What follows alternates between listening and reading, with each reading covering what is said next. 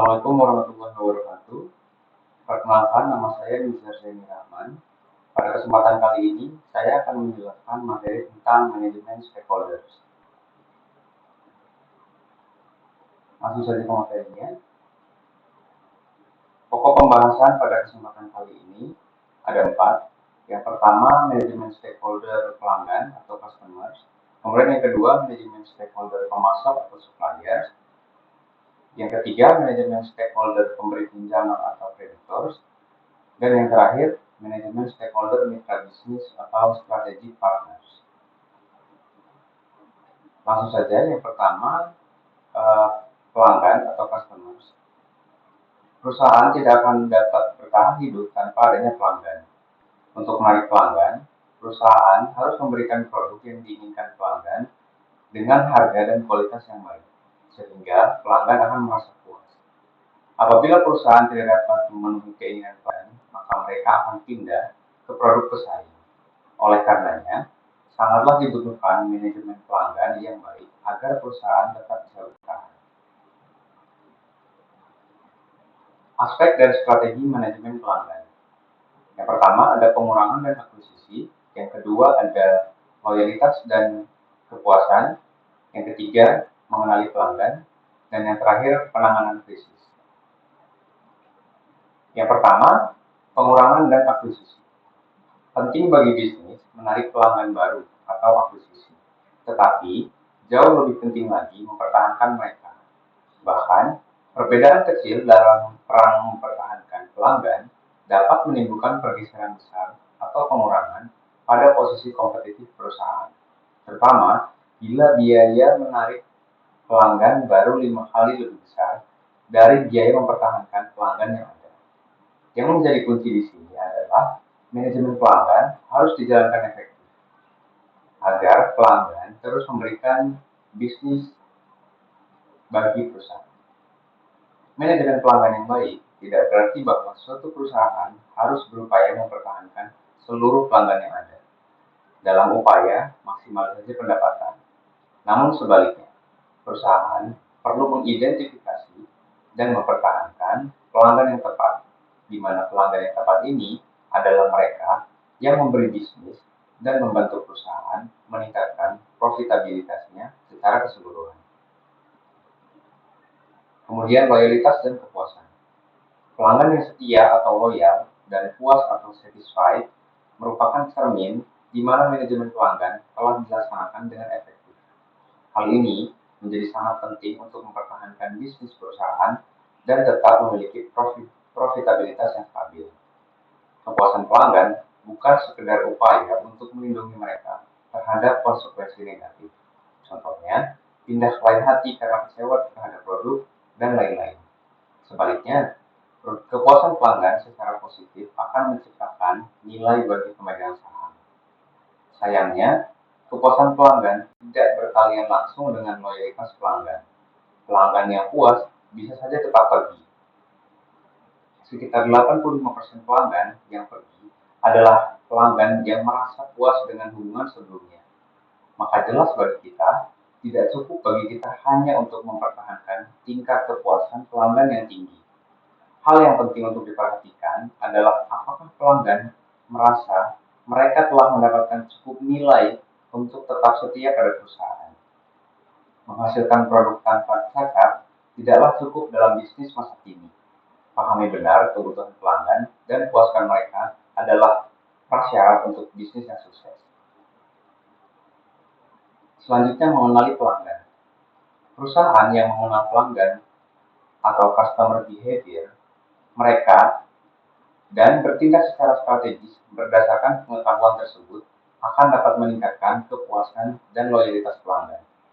Manajemen pelanggan dengan cara mengenali pelanggan Anda akan sangat mengurangi risiko bisnis dan akan membawa perusahaan pada stabilitas pendapatan. Mencoba menjadi pendengar yang setia dengan mendengar pandangan dan opini pelanggan melalui hotline atau survei pelanggan merupakan salah satu cara untuk memastikan bahwa suara pelanggan didengar dan memastikan kesetiaan pelanggan masih ada di produk yang kita jual. Treatment atau layanan yang diberikan pada pelanggan harus disesuaikan dengan pasarnya. Maksudnya, treatment untuk segmen pasar kelas bawah tidak cocok diberikan atau diadaptasi untuk segmen kalangan atas. Maka, kita harus mengenali perilaku pembelian konsumen kita. Contohnya, bank-bank nasional mulai memberikan layanan priority banking. Ini dilakukan dengan maksud ingin memberikan layanan lebih memuaskan bagi para nasabah potensialnya agar tetap setia dengan memberikan layanan prioritas. Selanjutnya, penanganan krisis. Krisis dapat terjadi betapapun efisiennya manajemen risiko suatu perusahaan. Setiap krisis mengandung di dalamnya benih keberhasilan atau peluang, serta juga akar kegagalan atau tantangan. Penanganan krisis yang salah atau tidak tepat dan berlarut-larut akan sangat berisiko bagi perusahaan, yaitu akan merusak reputasi yang berdampak resikonya pada pindahnya pelanggan ke pesaing. Respon yang cepat di mana krisis ini mengubah tantangan menjadi peluang, yaitu mengemas produk menjadi lebih baik lagi dibandingkan sebelum peristiwa tersebut terjadi. Kunci manajemen krisis adalah dengan membuat rencana darurat terlebih dahulu dan jangan menimbulkan pelipat gandaan permasalahan dengan mencoba menutupi suatu permasalahan atau melepaskan tanggung jawab. Bila krisis terjadi, perusahaan harus bertindak cepat, jujur, dan membuat pelanggan dan masyarakat umum tetap mendapatkan informasi memadai. Selanjutnya, manajemen pemasok atau supplier. Perusahaan pada umumnya membutuhkan material untuk memproduksi barang atau jasa. Contohnya, perusahaan otomotif membutuhkan baja, seorang kontraktor membutuhkan semen, dan perusahaan jasa kurir juga membutuhkan mobil sebagai sarana transportasi. Oleh karenanya, sukses kinerja perusahaan juga sangat tergantung oleh kesanggupan pemasok untuk menyampaikan barang yang dipesan tepat waktu, memenuhi standar kualitas yang ditetapkan, dan harga produk yang disepakati perusahaan. Hubungan bisnis yang baik antara perusahaan dan pemasok adalah sangat penting karena sangat menentukan kualitas produksi yang dihasilkan. Oleh karenanya, sangat berisiko sekali apabila relasi ini tidak harmonis, di mana akan berdampak buruk pada perusahaan khususnya. Kemudian, manajemen pemberi pinjaman atau kreditor. Perusahaan biasanya membutuhkan dukungan perbankan untuk mendukung sektor finansialnya. Financial support dari perbankan ini sangat dibutuhkan baik untuk investasi, modal kerja, kredit kepemilikan rumah atau KPR, dan kredit kepemilikan mobil atau KPM. Oleh karenanya, perusahaan harus menjalin relasi yang baik pada pihak bank agar dapat memperoleh dukungan finansial apabila dibutuhkan. Relasi yang baik dengan pihak perbankan merupakan salah satu dari manajemen stakeholder yang perlu dilakukan. Kenapa?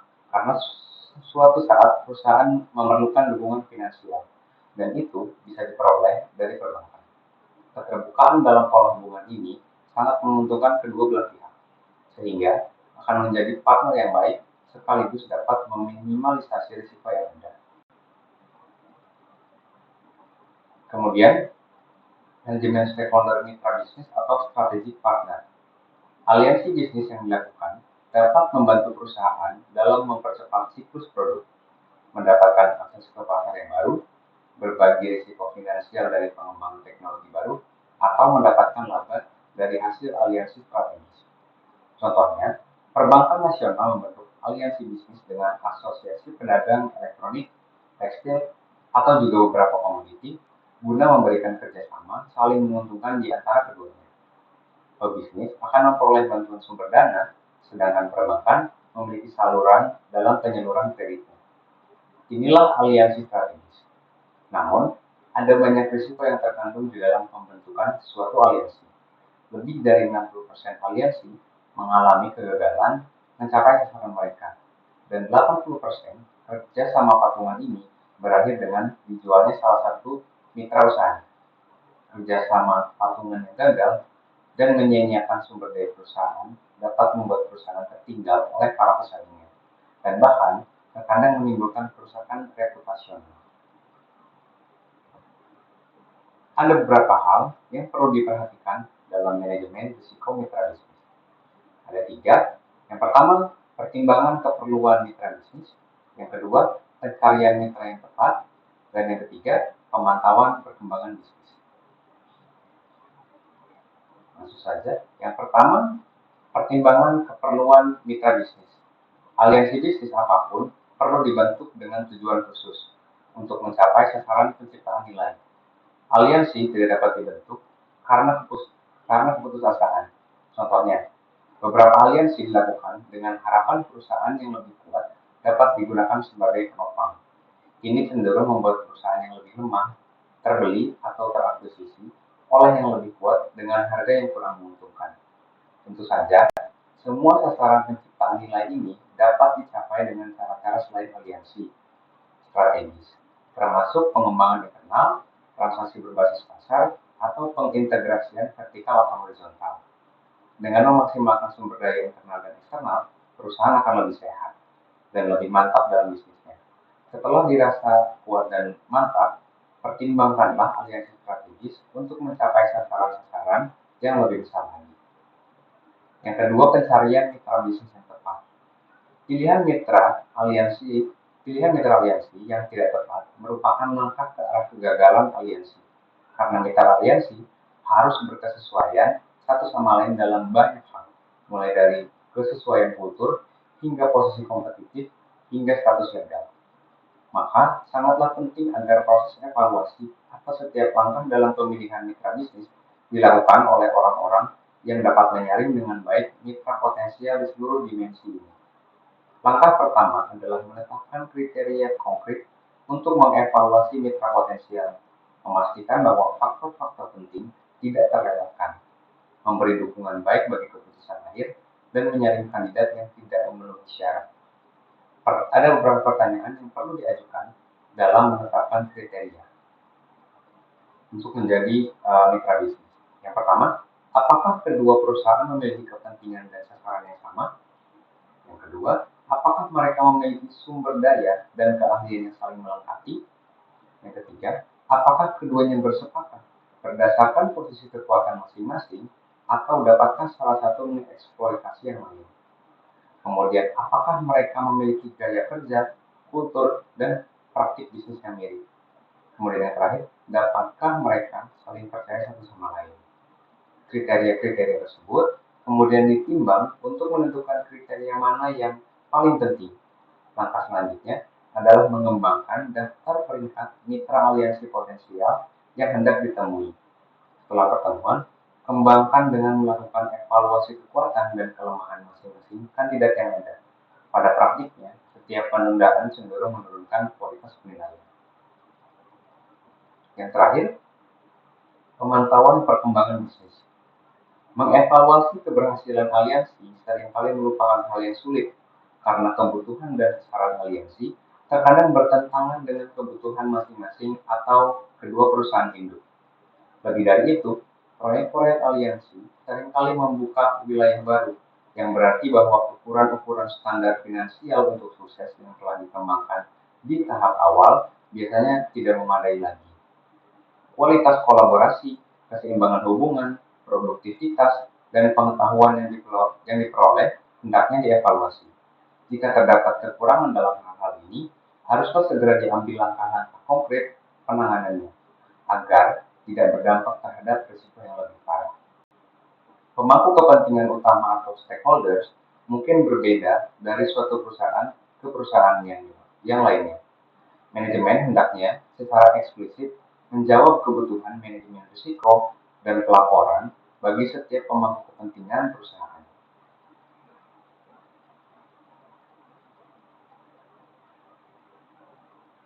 Sekian materi yang dapat saya sampaikan. Kurang dan lebihnya mohon maaf. Wassalamualaikum warahmatullahi wabarakatuh.